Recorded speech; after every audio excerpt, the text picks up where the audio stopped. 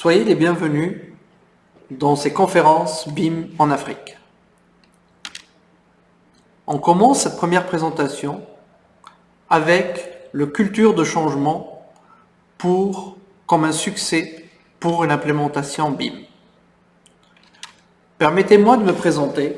Je m'appelle Ahmed Riaz Bartaï, je suis architecte de formation et ingénieur thermique. Je suis senior BIM manager depuis 15 ans et je suis dans le domaine de la construction depuis plus de 25 ans.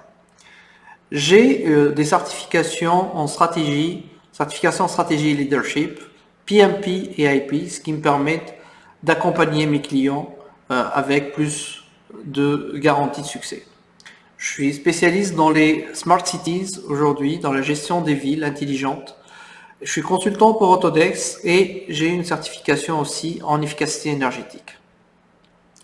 Quand on parle du changement, qu'est-ce que ça veut dire aujourd'hui? Une transformation peut se résumer de la manière suivante. D'un état, d'un départ A, il suffit d'appliquer une méthode M pour obtenir un résultat final B. Seulement, si A est connu, il faut imaginer B pour enfin trouver le M, la vraie inconnue. Ces étapes sont d'ailleurs bien connues puisqu'il s'agit ni de plus ni de moins que d'une gestion par le résultat, ce qu'on appelle un GAR. En effet, pour une entreprise A, à l'aide d'une analyse, B est défini après une étude stratégique. M est déduit et il ne reste qu'à conduire les opérations. Cela paraît simple, pourtant la mise en œuvre s'avère désastreuse. Je commence mes conférences toujours par cette phrase-là. Soyez le changement que vous voulez voir dans le monde, de Gandhi. Ça résume un peu tout. Les 15-20 dernières années, la notion de la gestion de changement est devenue incontournable pour les entreprises. D'ailleurs, si vous mettez ces mots-clés gestion de changement dans un moteur de recherche, le nombre de résultats obtenus est impressionnant. Pourtant, il y a presque 3/4 des entreprises qui échoueraient dans la conduite à ces transformations. Ce qui semble étonnant, c'est que si vous mettez le mot stratégie dans le même moteur de recherche, vous allez obtenir une forte diminution des résultats. Il y a peut-être un début de réponse là-dessus. En réalité, une transformation n'a rien de nouveau puisqu'il s'agit d'un processus naturel de l'évolution. L'être humain est capable de s'adapter avec une rapidité surprenante. Si aujourd'hui on utilise une montre pour lire ses courriels, synchronisée avec sa voiture ou avec son téléphone, alors que ça n'existait pas il y a à peine 10 ans. Pourtant voilà, la gestion de changement semble poser problème. D'où le nombre impressionnant d'échecs. Pourquoi un tel écueil? Donc, je commencerai par une introduction du BIM avant d'entamer la gestion de changement. Le BIM, qu'est-ce que c'est? Donc, le BIM, c'est Building Information Modeling. C'est un processus de conception intelligent basé sur un modèle qui s'enrichit d'informations à travers le cycle de vie du bâtiment. Cette phrase-là, elle est connue, on le voit un peu partout. Et aussi essentiellement, un processus activé par une technologie.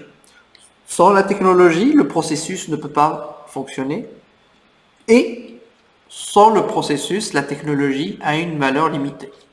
On utilisait la 3D déjà depuis les années 90, mais ce n'est pas pour autant qu'on faisait du BIM. Pour profiter pleinement des avantages du BIM, il doit être correctement déployé.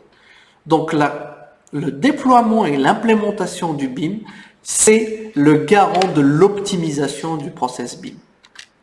Donc, ce qu'on voit aujourd'hui, c'est le BIM nous donne une visualisation 3D, une coordination, de la quantité, et ce qui juste en a besoin, c'est logiciel et formation matérielle.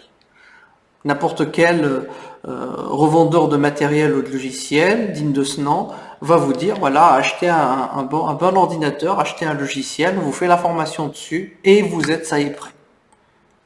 Donc ça, c'est la partie apparente de l'iceberg.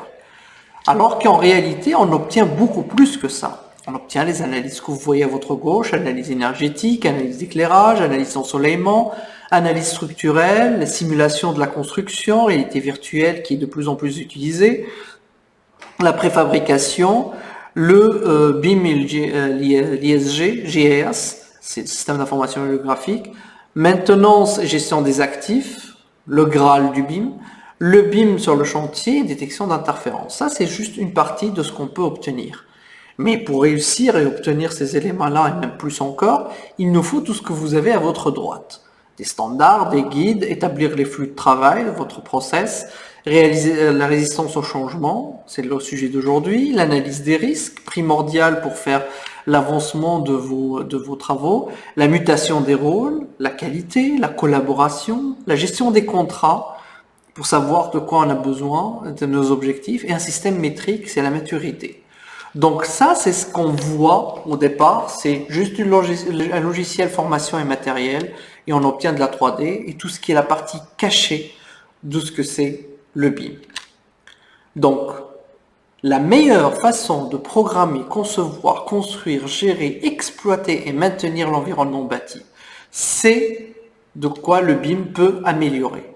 Donc là, on a un peu distingué 4 grandes périodes de cycle de vie du bâtiment, suivant l'ISO 22263, c'est la programmation, le pre-design, la conception, la construction et la gestion maintenance des actifs.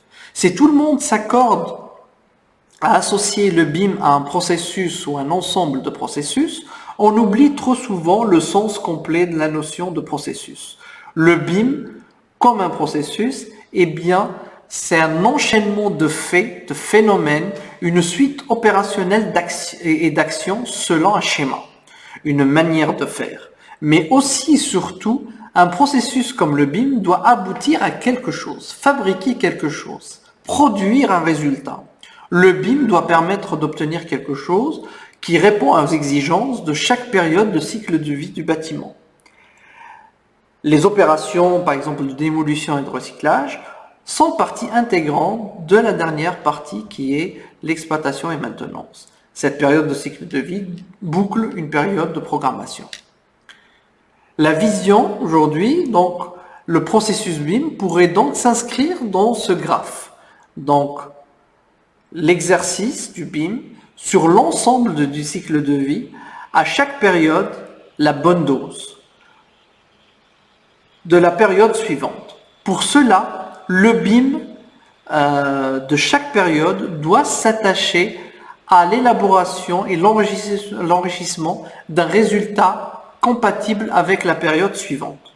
Le meilleur résultat possible d'un BIM est une base de données relationnelle composée d'un ensemble de tables correspondant à l'expression des objectifs qui sont mis en relation selon les exigences des périodes. Dans les domaines du bâtiment ou de l'ouvrage, cette base de données est nommée la maquette numérique.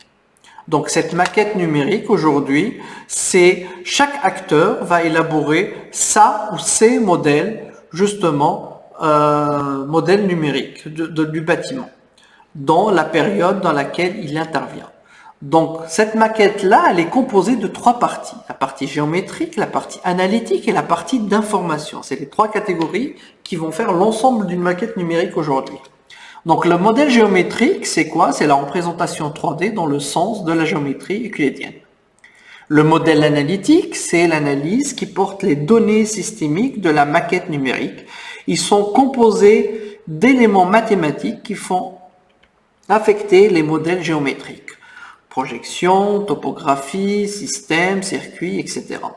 Et chaque composant, dimension, localisation, orientation, ainsi que les modèles d'information, propriétés, paramètres et spécifications. Les modèles d'information, dans l'absolu, les modèles d'information couvrent également les champs des modèles géométriques et analytiques. C'est l'objet d'un modèle d'information de format, par exemple, open source comme l'IFC ou GBXML. L'IFC, c'est Industry Foundation Class, qui est un format open source développé par Building Smart International pour l'interopérabilité des modèles 3D. Le GBXML aussi, c'est Green Building XML, c'est un format d'open source aussi qui facilite le transfert de propriétés d'un modèle d'information 3D vers des outils de calcul pour l'analyse et simulation de l'environnement. Les modèles d'information de la quatrième dimension aussi intègrent les données temporelles. L'unité de temps peut alimenter tous les modèles, notamment les modèles analytiques. Donc, pendant la conception, donc une STD, simulation thermique dynamique, résulte l'intégration de plusieurs modèles d'information dans un modèle spatial. Donc, pour réussir, donc c'est une définition du BIM global, il faudrait passer à l'implémentation pour réussir d'obtenir, optimiser l'optimisation de ce BIM-là. Donc l'implémentation, aujourd'hui le BIM s'insère dans toutes les sphères de décision de l'acte bâtir. Quelle que soit la période du projet, le BIM crée de nouvelles relations entre les acteurs. Le succès de son implémentation reste la garantie que cela se fasse au bénéfice de l'objectif projet ou de l'ouvrage. C'est au sein même de la maîtrise d'ouvrage, le maître d'œuvre, les entreprises de la construction, les gestionnaires de patrimoine ou les exploitants, le BIM se joue les plus grandes luttes d'influence pour ses déploiements. Il ne faut pas confondre le BIM dans le cadre projet et le BIM dans l'entreprise. C'est deux choses différentes. De l'agence de l'architecture jusqu'au cabinet de gestion de patrimoine. Un acteur d'un projet, soit un expert de modélisation de données des informations qui est BIM, qui lui sont propres, ne lui donne pas automatiquement le leadership dans un projet de BIM. Dans un projet, le leader, c'est le projet lui-même. Le BIM n'est qu'une méthodologie. Le BIM, ce n'est pas une fin en soi. Donc il y a deux façons de déployer le BIM. On a la façon détachée et la façon globale.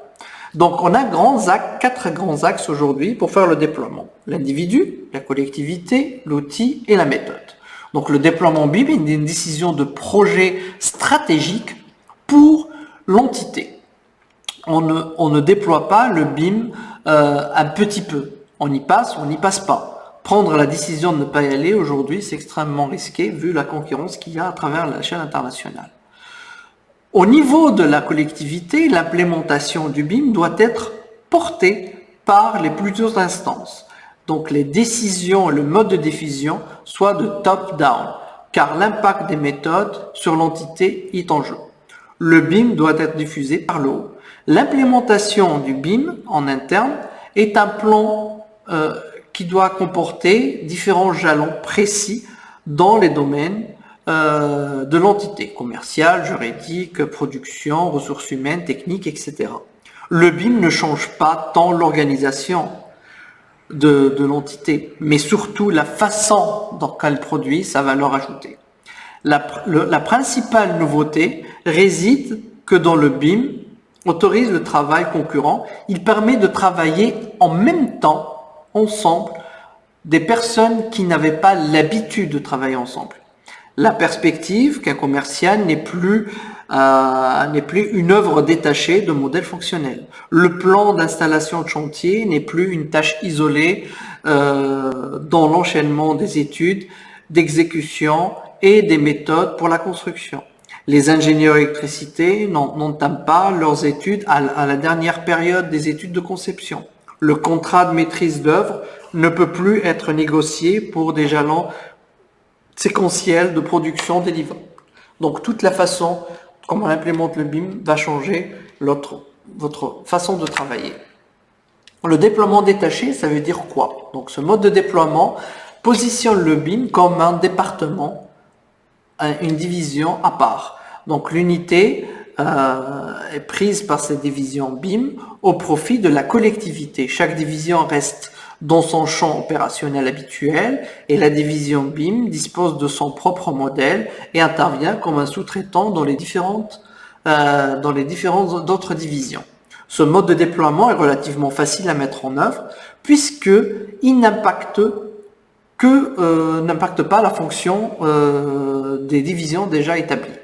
Donc, il donne une visibilité de point de vue de la direction générale. Son principal atout est la vitesse d'obtention des premiers résultats. La difficulté, c'est ce mode de déploiement réside dans l'accompagnement du changement, les divisions existantes. Dans ce mode, la direction générale qui part les objectifs de division BIM est garant de déploiement du BIM dans les divisions existantes. Le risque majeur consiste à développer une valeur ajoutée du BIM qui brille auprès de la direction générale, mais malheureusement, ce n'est pas diffusable dans les autres divisions. L'autre façon de faire, c'est la méthode globale. La méthode globale, c'est procéder par la diffusion du BIM selon une entité d'organisation. Donc le développement est plus lent que le mode précédent, mais le changement s'effectue de façon en profondeur. Ce sont tous les individus qui sont embarqués dans le déploiement. La difficulté de ce mode de déploiement réside dans la gouvernance du BIM dans chaque division et chaque individu. L'échelle de l'individu dans le déploiement du BIM possède la modalité de développement de compétences et de développement de connaissances. Donc il y a 3 parties essentielles qu'on doit passer à travers pour réussir une implémentation. La préparation, le montage et le suivi. Donc l'analyse en point 0, l'analyse de l'existant qualifie la structure environnementale dans laquelle on évolue. Identifier le niveau de maturité, le mode de management actuel, organisation structurelle, analyse SWOT de l'existant, ressources humaines et techniques en présence et modèle économique en cours, modèle de valeur. Donc ça, c'est la première période, analyser l'état existant.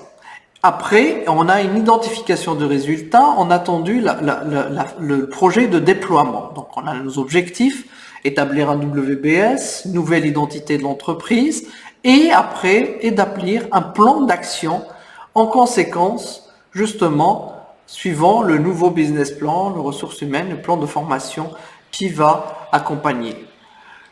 Justement, donc, en première étape, identification des écarts entre l'état existant et l'état projeté et les ralliements du plan de déploiement justement pour les différents personnels. Le suivi d'un plan d'action, c'est les échanges pratiques, difficultés, réussites et les perspectives qu'on va mettre en place. Justement, pour mettre en place avec une méthode Lean, par exemple, ou une méthode agile, la collaboration assise sur la relation long terme entre les acteurs et des bâtiments. Se concentrer, c'est les meilleures valeurs, partager des risques, transparence, standardisation des informations, anticipation et occurrence des informations aussi, le cursus de l'amélioration continue. Donc tous ces éléments-là vont établir une certaine garantie de résultat. Justement, pour avoir cette avancée-là, il nous faut un système métrique. La maturité, la grille de maturité du BIM, élaborée justement avec 3 critères. Donc la partie stratégique, la partie processus et la partie production.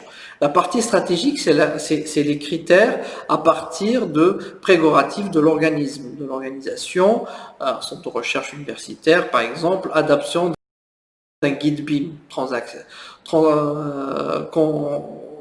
comment établir une stratégie de déploiement du BIM? Pourquoi je fais du BIM? Le processus, c'est les critères à partir du processus opérationnel. Donc, c'est l'acte de construire, la maîtrise d'ouvrage, l'économiste, l'ingénierie, c'est la modélisation des livrables, la simulation de l'estimation. Et la production, c'est la partie logicielle, la partie production, c'est les critères issus de la solution logicielle essentiellement. Donc, on va voir certains exemples, par exemple, pour voir ça rentre dans quels critères. La richesse des données, c'est de la production. Vue du cycle de vie, c'est un process. Conduite de changement, c'est stratégique.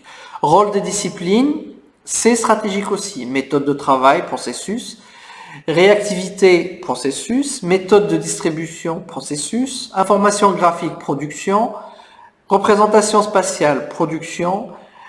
Exactitude de l'information, processus. Et interopérabilité, dans IFC par exemple, c'est la production. Donc ça, on a l'habitude de l'utiliser dans vos différents guides, mais on ne distingue pas tout ce qui est production, processus et stratégique. Donc aujourd'hui, nous rentrons dans un cadre de système métrique qui va nous guider sur l'état de notre organisation. Est-ce que c'est l'état initial, ça veut dire l'efficacité repose sur un individu. Piloté, ça veut dire que ça rentre dans un processus de développement de logiciel planifié. Standardisé, c'est-à-dire que l'ensemble de l'entreprise rentre dans un processus amélioré. Quantifier, ça veut dire application d'un système de mesure de processus. Et l'optimiser, ça veut dire optimisation du processus et faire la maîtrise du changement et l'amélioration continue. Donc ça, c'est pour l'évolution de votre système métrique. Aujourd'hui, donc vous pouvez monter une grille de la sorte pour que chaque critère ou chaque niveau d'évolution correspond à une valeur de points qui est ensuite pondérée selon le champ d'application de la grille.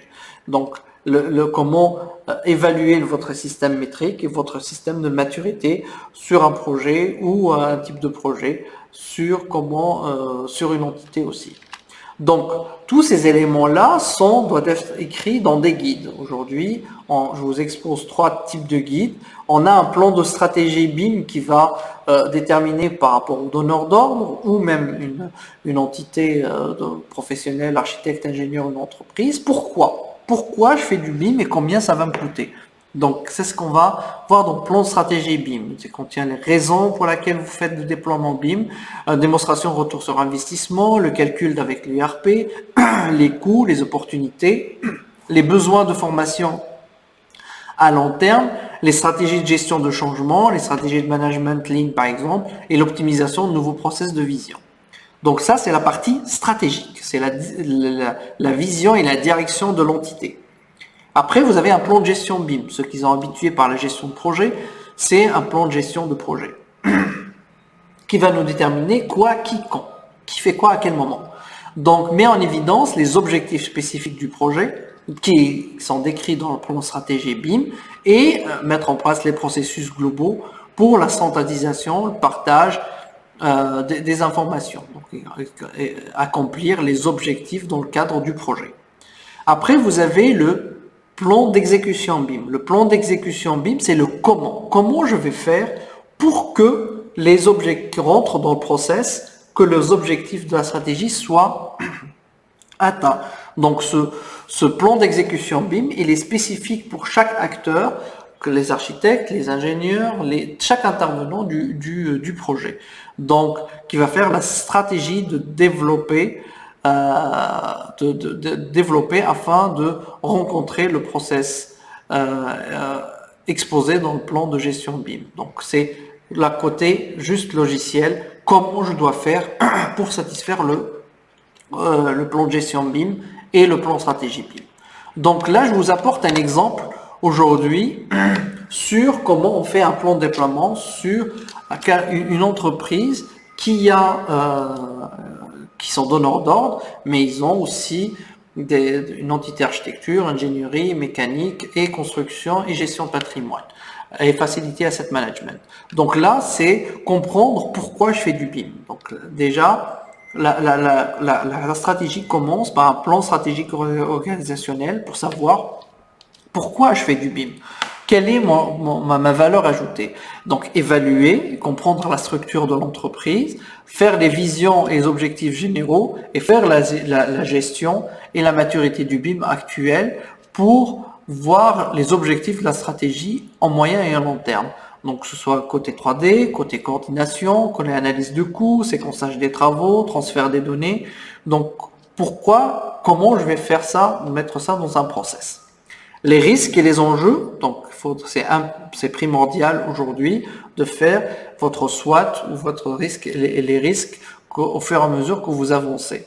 Et après, vous avez établir une gestion de changement, par exemple, pour la formation, pour quelles sont les différentes étapes, créer un guide justement pour le déploiement et la vision stratégique dans votre équipe.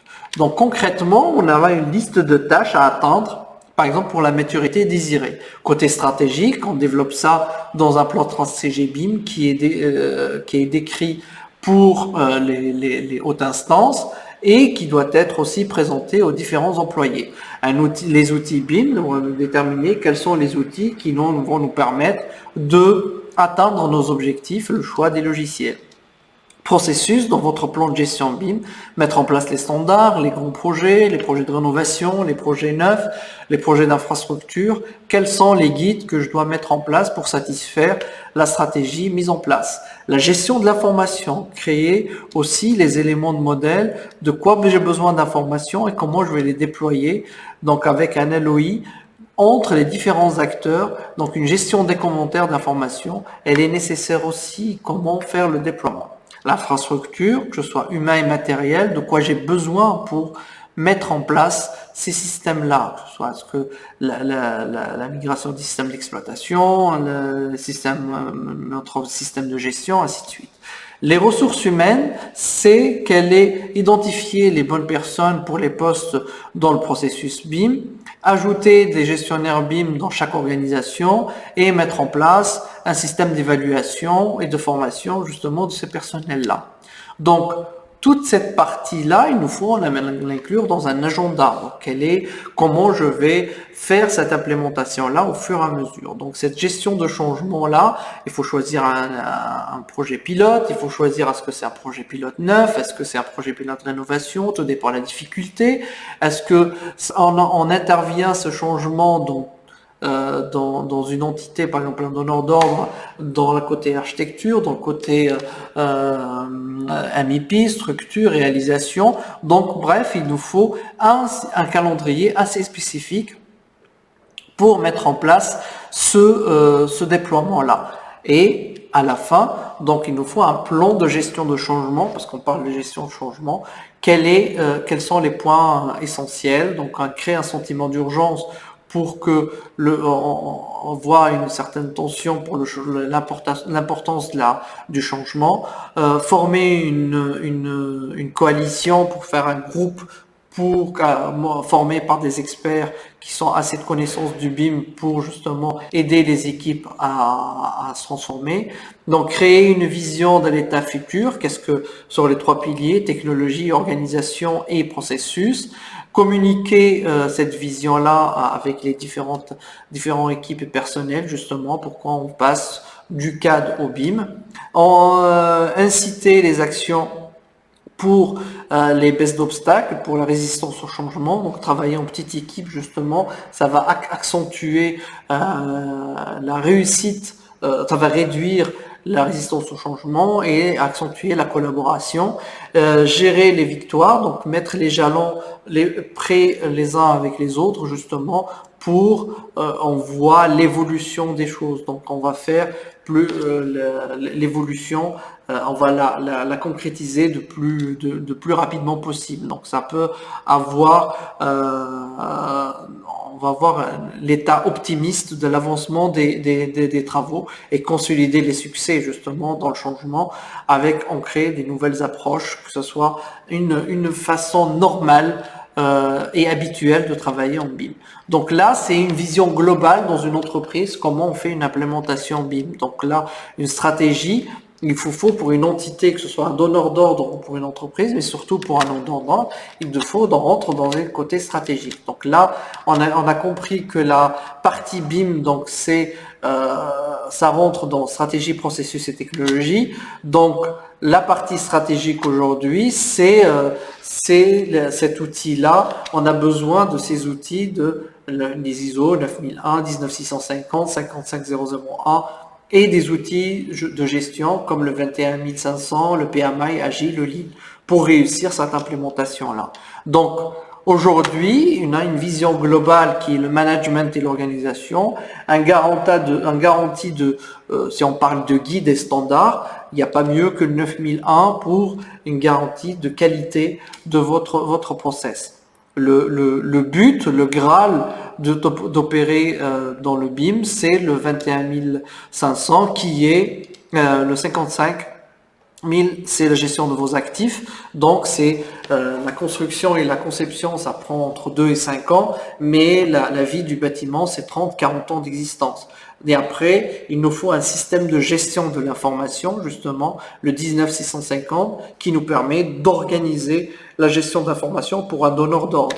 Donc c'est là on va parler de cette 19650 qui est dans le cadre du BIM, comment je vais structurer ces informations-là, de quoi il a besoin le donneur d'ordre. Donc c'est le Graal du BIM de gérer ces informations-là et comment le déployer à travers les différents acteurs. Justement, on a des couches opérationnelles, des couches de données, donc qui vont être dans les objets BIM, les couches technologiques pour l'environnement des données, pour comment stocker votre gestion d'informations, et après on a les couches des normes. Aujourd'hui, cette structure de gestion stratégique de vision nous permet d'avoir une différente perspective. Est-ce que c'est une perspective d'entité ou de perspective de projet? La perspective, par exemple, du propriétaire actif, établir et maintenir les objectifs actifs pour prendre des décisions opérationnelles stratégiques. Donc ça, on le fait dans un plan d'activité, une analyse de coûts et un plan de portefeuille des actifs stratégiques. Perspective d'utilisation des actifs, c'est identifier les exigences réelles d'utilisation et d'utiliser la solution des actifs. Ça, on met dans un projet AIM, PIM et documentation de produits. Les perspectives de réalisation de projets, la gestion des actifs, planifier une organisation de travail et mobiliser les ressources adaptées pour la coordination et le contrôle. Donc ça, c'est votre plan d'exécution BIM, plan de gestion BIM, qui va faire la définition et l'organisation de vos informations à travers les différents acteurs. Donc toutes ces parties-là sont en tirées, chaque partie, que ce soit la partie propriétaire ou la partie sociale, c'est comment déterminer, comment mettre l'information au bon niveau. Donc là, vous avez la partie d'en haut qui est la partie organisationnelle et la partie d'en bas, c'est la partie projet. Donc par exemple, l'OIR, c'est la partie d'exigence d'information. De quoi le donneur d'ordre a-t-il besoin d'informations? Donc là, après, il va mettre sur les différents projets qu'il a, c'est l'exigence de l'information sur le projet. Donc l'exigence de l'information de l'organisation va sortir l'exigence d'information de l'actif. De quoi j'ai besoin comme données d'actifs pour améliorer la bonne gestion à la fin. Donc je dois le mettre dans le modèle d'existence d'échange d'informations. Ainsi de suite. Donc là, le modèle d'information de l'actif, donc de quoi j'ai besoin, et après on met de modèle d'information sur le projet. Donc tout ce cycle-là va faire comment on structure la gestion de l'information entre le donneur d'ordre et son organisation et comment le déployer sur un projet. Donc, ces exigences, je prends l'exemple de l'OIR par exemple, qui explique l'information nécessaire pour informer les objectifs stratégiques de haut niveau au sein de la partie désignante. Donc là, on a l'exploitation des activités stratégiques, la gestion des actifs stratégiques, la planification de portefeuille, l'obligation réglementaire et l'élaboration politique. Donc tous ces éléments-là font partie de l'exigence des informations, formuler des besoins, mettre un calendrier, faire la livraison de l'information, l'approbation de l'information, et c'est une boucle justement pour faire cette validation-là pour la génération de l'information et les livrables de l'information. À partir de là, donc, on a un travail en cours, l'information qui est en cours entre les différents acteurs, le partage de l'information entre les différentes équipes dans le projet, et après l'autorisation et la publication de ces informations-là pour la gestion des actifs. Savoir comment les archiver pour le déploiement, aujourd'hui on y pense peu, mais c'est une partie importante pour un donneur d'ordre, savoir comment archiver ces informations-là. Donc c'est un cycle de circulation d'informations, de travail en cours jusqu'à l'archivage, pour savoir comment faire le flux d'informations. Et ce flux d'informations va traverser à travers les différents acteurs. Donc, les informations sont où? Chez les architectes, c'est les ingénieurs, je dois l'identifier. Là, une identification de couleurs avec un process Kanban, par exemple, justement, pour faire le suivi de votre stratégie d'information. Donc, ces informations-là sont déployées avec les différents acteurs, entre architectes, mécanique, MEP, mécanique électrique, plomberie, structure, et les différents autres acteurs aussi, l'économie de la construction, développement durable, ainsi de suite. Donc, toute cette structure-là de vision stratégique et le déroulement et le déploiement de l'information va d'un modèle d'information, on en parlait au départ, pour avec un modèle d'information spécifique pour la sécurité, un modèle d'information pour la construction et un modèle d'information pour la génération du site, par exemple. Donc, comment faire toute cette infrastructure de déploiement de l'information entre les différents acteurs. Il faut poser les bonnes questions justement pour savoir pourquoi je vais faire, qui va utiliser ces données. Les données doivent être facilement accessibles, comprendre le cas d'utilisation des données, comprendre pourquoi les données sont-elles nécessaires et comment et on va utiliser ces données-là. Donc, il faudrait une vision dès le départ de votre stratégie pour déterminer vos cas d'usage et à partir de chaque cas d'usage, il a un plan d'action. Si on utilise par exemple l'analyse du site, donc on va faire une analyse du site, qui va intervenir dessus, à quel moment, qui va remplir les informations, ainsi de suite. Donc, tous ces éléments-là sont préétablis justement dans des guides. Et cette standardisation de vos objectifs doit être assez claire. Aujourd'hui, justement, quand on fait un plan de déploiement, on doit savoir quel est l'impact. L'impact aujourd'hui, c'est comment une organisation saurait-elle disposer d'un impact axé sur sa mission. Donc aujourd'hui, l'organisation, quand on fait un déploiement, l'organisation encadre les impacts suivant les puissances et exercées. Donc une grande influence positive et elle existe souvent dans l'impact réel et l'impact mesuré. Donc on doit savoir quelle est la profondeur de l'impact aujourd'hui sur les agissements, sur ce déploiement-là. Quand on fait un projet, quel est l'impact que je vais avoir? Donc là, l'étude de l'impact aujourd'hui se génère aujourd'hui avec quatre sens. Donc là, on a un impact clair, l'impact clair, c'est une forme d'impact plus courante. C'est l'impact clair qui mesure l'évolution ronde très partielle. Donc le nombre d'entreprises et d'organisations faire ce genre d'impact pour plus de performance. On a, donc c'est sur la santé et l'humain, on a l'impact élevé, l'autre forme principale de l'impact élevé qui est l'évolution du système. Après, vous avez l'impact large qui est devenu l'impact de l'organisation. L'organisation inclut les impacts larges, l'évolution entre les parties prenantes. À l'impact profond, donc l'impact profond est l'une des formes des impacts qui est plus importante, qui résume l'évolution et l'expérience de votre impact. Donc là, c'est coupé par ces parties-là. Aujourd'hui, par exemple, l'impact des gens, c'est la partie connaissance, les sphères psychologiques, spirituelles, santé humain. Donc, si on augmente une certaine productivité, on a besoin de concentrer notre implémentation ou notre gestion de projet sur un impact sur les gens. L'impact sur le profit, donc c'est la partie humaine et la partie fabrication. Donc plus l'humain il est en bonne santé, plus il est productif, plus la fabrication, le financement et la gestion naturelle aussi. Donc ça c'est la partie extérieure de l'humain et des systèmes sociaux naturels. La partie impact planète, donc c'est la partie sur l'environnement, que ce soit la partie donc dimension extérieure et intérieure de la planète, côté finance et naturel, l'environnement, et côté social et culturel sur l'être humain.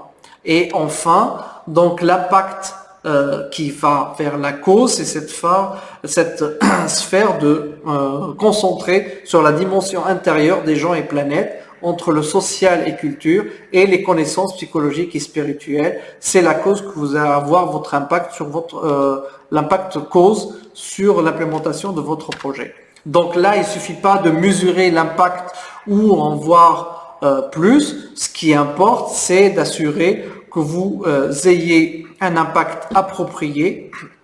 Notre méthode permet l'organisation de combler les fosses entre les missions de l'impact de tout le monde, inclure et comprendre les 4 dimensions de ces critères-là, développer ce qui doit être mesuré par un système métrique reconnu, on l'a vu au départ, et mesurer les impacts les plus importants de l'organisation avec les parties prenantes, atteindre les 4 types d'impact, clair, élevé, profond, large, et mesurer l'impact. Donc tout ça, ça rentre dans un cadre scientifique qui s'appelle la théorie intégrale. Donc voilà, on a vu aujourd'hui toute la partie d'implémentation. Merci pour votre attention et je vous souhaite un bon suivi avec les différentes autres conférences. Merci beaucoup.